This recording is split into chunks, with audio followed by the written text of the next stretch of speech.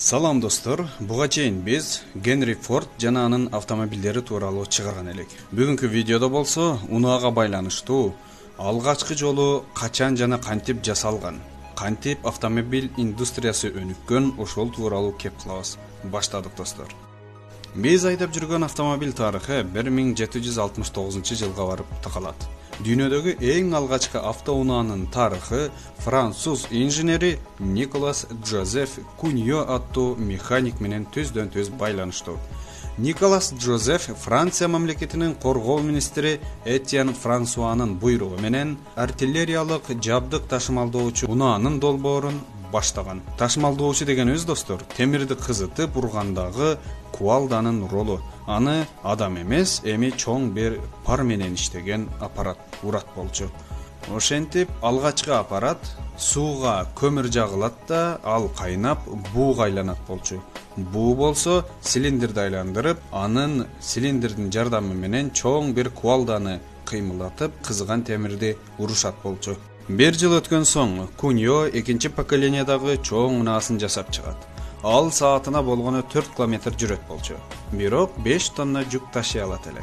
Куньонун ушул пар менен жасап чыккан моторунун чертежу бардык автомобилдердин гана эмес, поезд, паровоз, бардык моторлордун жаралышына идея жараткан болчу. Куньонун автомобили чоң жана оор болгон. Анын тормозу жетиштүү деңгээлде жасай албагандыктан бир жолу Париждин көчөлөрүнүн дубалдарын талкалап салат. Ошол себептүү бийлик мунун жасаганын колдоого уруксат бербей, андан ары өнүгүшүнө жол койбойт. Куньонун алгачкы бул унаасын Парижге барып калсаңыздар, азыр да Париждин Мюссель аттуу музейинден көрсөңүздөр болот. Азыркыга чейин ошол калыпта сактап коюшкан. Албетте, мындай ойлоп табуучулук Францияда токтогону менен дүйнөнүн башка инженерлерине чоң кызыгууну жаратат. Бардык ойлоп табуучулар Жозеф Куньонун чертеждорун алууга аракет кылышкан.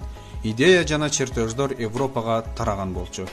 1801-жылы Англиянын инженери Ричард Тревитик дагы ушул идеянын негизинде дагы да жакшыраак унаа жасап чыккан болчу. Ошентип отуруп Англияда ар кандай усталар, инженерлер өз алдынча ушуга окшогон пар менен иштеген унааларды жасап чыгышкан болчу. Бирок англис христиан поптору мындай нерселерди жактырбайт болчу. Христиан попторунда мындай нерселер шайтандын азгырыктары, шайтандын балелери деген түшүнүк бар болчу. Англияда эми эле автомобиль индустриясы өнүгө баштаганда бул нерсеге бийлик чектөө коет. 1896-жылдарга чейин бул чектөө жоюлган эмес. Францияда болсо кайрадан инженерлерге чектөөлөр коюлбай, абал жакшыра баштаган болчу. Ошол себептүү 1860-жылы месье Этьен Ленуар биринчи жолу газ менен иштеген 2 цилиндрлүү ичинен күйүүчү кыймылдаткыч ойлоп тапкан. Орусча айтканда двигатель внутреннего сгорания. Мен муну жакшы которо албай калдым, достор, кечирим сурайм. Мындайча айтканда, азыркы бензин менен иштеген моторлордун алгачкы жаралуусу. Мурда көмүр жагып пар аркылуу иштетишкен болсо, эми газга өткөн биринчи тепкич эле. 20 жыл өткөн соң 1880-жылы венский инженер Зигфрид Маркус өзүнүн алгачкы бензин менен иштеген автомобилин жасайт. Бул тарыхтагы эң алгачкы бензин менен иштеген автомобиль болуп калды. Ал бензин менен иштеген автомобилге генератор кошуп, жаңы инновациялык жаңылыктар киргизген. Бир аз өткөн соң 1885-жылы дүйнөгө белгилүү конструктор немец инженери Карл Бенц да өзүнүн алгачкы 3 дөңгөлөктүү унаасын жасап чыгат. Анын 3 дөңгөлөктүү унаасы саатына 90 км ылдамдыкка жетип, 2 аттын күчү менен барабар болгон. 3 жыл өткөн соң 1888-жылы Карл Бенстин аялы 3 дөңгөлөктүү жолдошу жасаган унаасы менен бир шаардан экинчи шаарга айдап барып, кайра артка айдап келген. Мына ошол окуя автомобиль тарыхында эң чоң жаңылык болчу. Мындан ары адамдар бул ойлоп табылган нерселер жөнөкөй нерсе эмес экендигин түшүнө баштаган эле. Дагы 3 жыл өткөн соң Карл Бенц 4 дөңгөлөктүү унаасын жасап чыгарат. Дагы да кубаттуу, дагы да жөнөкөй эле. Экрандан көрүп койсоңуздар болот. 1890-жылы Карл Бенстен тышкары дагы чоң эки инженер биригишет. Алардын аттары Даймлер Готлиб жана Майбах Вильгельм болчу. Бул инициативаны Даймлер көтөргөн болчу. Ошондуктан Даймлердин моторун Gesellschaft аттуу автомобиль чыгаруучу фирма ачат. Ошол жылдары эле өзгөчө кубаттуу, өзүнүн атына аталган Даймлер аттуу спортивный тез жүргөн автоунаа чыгат. Дүйнөдө бардык машиналарды артка таштап, алдына озуп чыгат.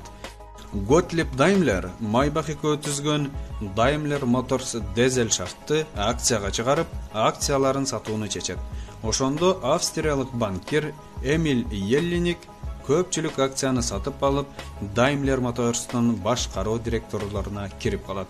Daimler менен Майбахтын ортосунда ошондон улам келишпестиктер жаралып, Wilhelm Майбах өз алдынча бул компаниядан чыгып кетет. Акча маселеси чечилген соң Daimler Motors чоң революция жасайт.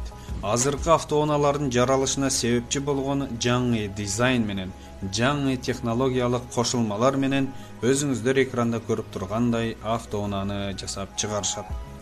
Бул автоунаанын атыны башында инвестиция жасап көпчүлүк акциясын сатып алып койгон Эмиль Еллиник кызынын атынын урматына атоону сунуштайт жана коет. Кызынын аты Адриана Мануэлли Рамона болчу. Бул сөздөрдүн кыскача аталышы Мерседес болчу. Бизче которгондо мээримдүү, ырайымдуу дегенде түшүндүрөт. Ушинтип инженердин эмес, банкирдин кызынын атына Мерседес деген алгачкы автоунаанын атын коюшат. Эми эң эле кызык жерине келдик достор. Биринчи дүйнөлүк согуштан кийин Европанын автопромуна чоң кыйынчылыктар түшкөн болчу. Бул кыйынчылык 1926 жылы Daimler моторун Gesellschaft фирмасы менен Карл Бенц ачкан автофирманын биригүүсүнө себеп болот. Ошентип 1926 жылы эки конкурент биригип бир ишкана болушат. Бул фирманын атыны болсо көпчүлүк тартыштардан кийин Mercedes-Benz деп атап коюшат. Акчасы көп австриялык банкир өзүнүн кызынын урматына фирманын жарым атын атайт. Ал эми фирманын жарым атыны Карл Бенц өзүнүн атасынын урматына Бенц деп атайт. Натыйжада Mercedes-Benz деген ат коюлат достор. Кыргызстан бүгүнкү күнгө чейин автомашина чыгара албасак дагы, бирок Кыргызстанга алгачкы жолу качан унаа келген деп ойлойсуздар? Эгерде бул суроого жооп билсеңиз, комментарийге жазып коюңуз. Кыргызстанга эң алгачкы жолу качан унаа келген? Бүгүнкү видеодо пайдалуу болду деген үмүттөмүн. Эмне үчүн Daimler-Benz эмес, акчалуу банкирдин кызы Mercedes-Benz деп аталып калганын билдиңиздер. Андан тышкары көмүр жагып, пар менен жүргөн автоунаа эки кылым аралыгында канчалык түрдө өнүккөнүн көрдүңүздөр. Эгерде